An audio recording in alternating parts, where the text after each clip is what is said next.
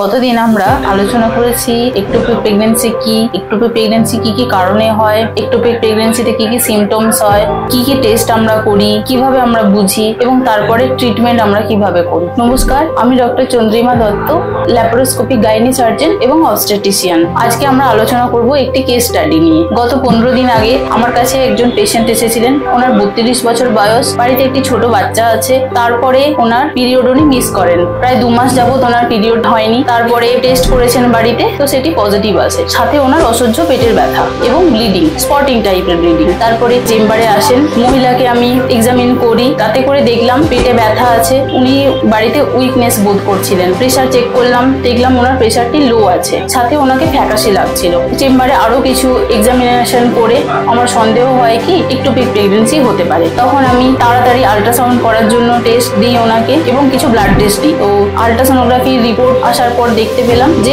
Ectopic pregnancy হয়েছে। তখন ওনাকে খুবই তাড়াতাড়ি হাসপাতালে ভর্তির জন্য বললাম। তো উনি আমাদের হাসপাতালে ভর্তি হলেন। তারপরে খুবই শীঘ্রই অপারেশনের জন্য প্ল্যান করলাম। যেহেতু ল্যাপারোস্কোপিতে আমি করি অপারেশন, সেই জন্য ল্যাপারোস্কোপিতে একটোপিক প্রেগন্যান্সি অপারেশন করার জন্য ওনাকে প্রস্তুত করলাম। সাথে 1 বোতল ব্লাড আনার জন্য বললাম। তারপর আমরা অপারেশন করলাম। অপারেশনের সময় যেহেতু ল্যাপারোস্কোপিতে হয়েছে, সুতরাং পুরো পেটের মধ্যে কি কি অসুবিধা আছে দেখা যায়। দেখলাম কি রাইট সাইডে অর্থাৎ ডান দিকে ফ্যালোপিয়ান টিউবে ওনার একটি প্রেগন্যান্সি এসেছে, সাথে পেটে রক্ত ছিল, যেটিকে বলে হিমোপেরিটোনিয়াম। তো আমরা যে টিউবে এফেক্টেড প্রেগন্যান্সি হয়েছে সেই প্রেগন্যান্সিটিকে রিমুভ করলাম। তারপরে ওটাকে রিপেয়ার করলাম। উল্টো দিকের বাম দিকের টিউবটি ঠিক ছিল। তারপর আমরা সেইভাবে অপারেশনটা প্রসিড করলাম। ল্যাপারোস্কোপিতে অপারেশনটি হওয়ার জন্য কি কি সুবিধা? ল্যাপারোস্কোপিতে অনেক তাড়াতাড়ি রিকভারি হয় পেশেন্টের। আমরা 2 দিনের মাথাতেই ওনাকে ছুটি করতে পেরেছি। ওনার ব্যথা প্রায় অনুভব হয়নি বললেই চলে। 2 দিন পর উনি বাড়িতে গিয়ে ওনার সমস্ত কিছু কাজকর্ম করতে পেরেছেন এবং 3টি ছিদ্র দিয়ে যেহেতু অপারেশন হয়েছে, সেহেতু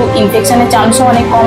ওনার অনেকই জলদি রিকভারি হয়েছে। এখানে ভিডিওতে আমরা দেখতে পাচ্ছি যে ডান দিকের টিউবে একটি একটোপিক প্রেগন্যান্সি এসেছে, যেটি নর্মাল না। নর্মাল আমাদের জরায়ুর মধ্যে আসে, কিন্তু এখানে ডান দিকের টিউবে বাচ্চাটি এসেছে এবং সাথে দেখতে পাচ্ছি কি পেটের মধ্যে ব্লাড রয়েছে, মানে হিমোপেরিটোনিয়াম হয়েছে, ব্লিডিং হয়েছে। ভেতরে ব্লিডিং যেহেতু খুবই ডেঞ্জারাস, অনেক জলদি সবকিছু করতে হয়। অপারেশনের প্ল্যানও জলদি নিতে হয়, নইলে পেশেন্ট শকে চলে যেতে পারেন, মৃত্যু পর্যন্ত হতে পারে। সেক্ষেত্রে আমরা পেশেন্টকে অনেক তাড়াতাড়ির মধ্যে অপারেশনের ডিসিশন নিয়ে পেশেন্টকে জীবন দিতে পেরেছি। আপনারা যদি একটোপিক প্রেগন্যান্সি সম্পর্কে বিশদে জানতে চান, তাহলে ডেসক্রিপশন বক্সে দেওয়া লিঙ্কে আপনারা ক্লিক করুন এবং নিজেরা অ্যাওয়্যার হন এবং অপরকেও অ্যাওয়্যার করুন। আপনারা যদি আমার সাথে যোগাযোগ করতে চান, তাহলে নিচের দেওয়া ফোন নাম্বারে আমার সাথে কন্ট্যাক্ট করতে পারেন।